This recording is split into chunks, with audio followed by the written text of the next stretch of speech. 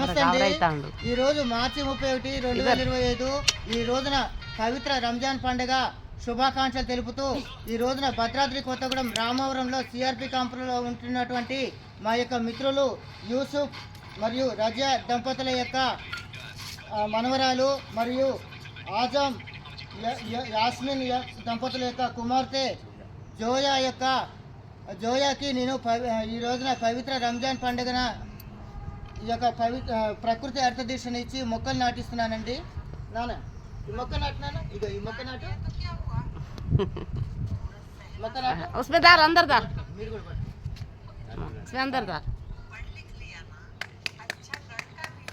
Very good very good. ఇక ఇట్లా ఈ మట్టి ఇట్లా పట్టుకోనండి పక్కన మట్టి మట్టి మట్టి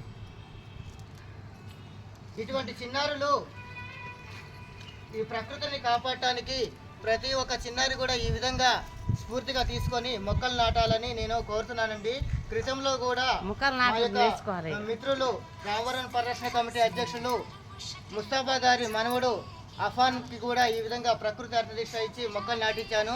అదేవిధంగా షేక్ హౌస్బాయ్ గారి యొక్క మనవడు రిషాన్ కూడా ఈ విధంగా ప్రకృతి అర్థదీక్ష ఇచ్చి మొక్కలు నాటించాను. ఎందరో చిన్నారులు ఈ విధంగా మొక్కలు నాటుతున్నందుకు ఈ యొక్క చిన్నారులకి నేను అభినందిస్తున్నానండి.